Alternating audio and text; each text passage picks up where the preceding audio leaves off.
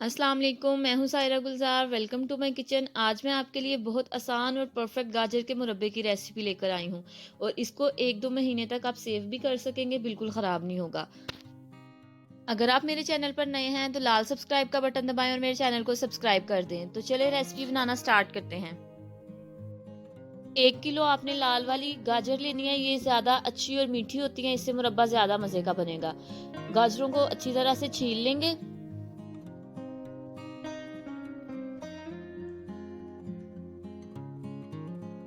सारी गाजरें जो है वो मैंने छील ली हैं, छिलके डिस्कार्ड कर देंगे और इनको एक बर्तन में डाल के अच्छी तरह से धो लेंगे।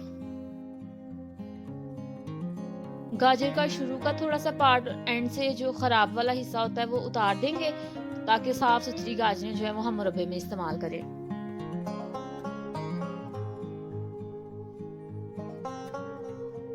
गाजर में हम छुरी या कांटे की मदद से वक्फे वक्फे पे सुराख कर लेंगे ताकि शीरा गाजर अच्छी तरह से जज़ब करे और मुरब्बा जो है वो बिल्कुल मीठा तैयार हो। गाजर को दरमियाने पीसीज में काट लेंगे। बहुत ज्यादा मोटी नहीं काटनी और ना ही इतनी बारीक काटनी है कि गाजर जो है वो घुल जाए और पकने के बाद टूट जाए।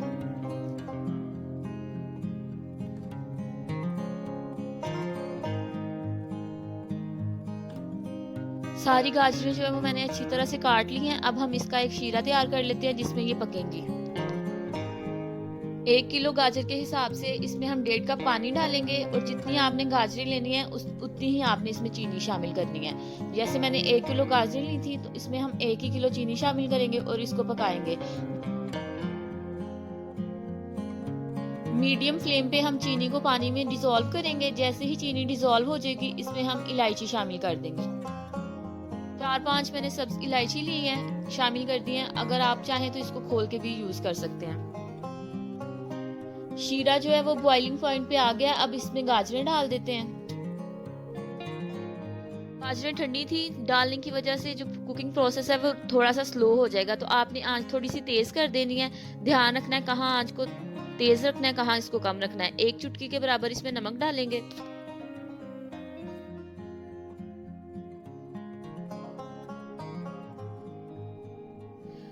अब हम मीडियम फ्लेम पे गाजर को कवर करके 20 से 25 मिनट तक पकने देंगे। ऑलमोस्ट 20 से 25 मिनट हो गए हैं। अब हम इन्हें चेक कर लेते हैं एक दफा। मुरब्बे को हम मजीद 2 से 3 मिनट तक पकाएंगे। शीरा जैसे ही थिक हो जाएगा तो चूल्हा बंद कर देंगे। चाशनी को बहुत ज्यादा भी हमने गाढ़ा नहीं करना। उंगली लगा के देखें, अगर आपके हाथों के साथ चिपक रही है तो चूल्हा बंद कर दें। फ्लेम ऑफ करने के बाद इसमें 1 चम्मच नींबू का रस डालेंगे। नींबू का रस डालने से मुरब्बा आपका कभी भी खराब नहीं होगा। इसको आप स्टोर कर सकते हैं 1 महीने 2 महीने तक आराम से।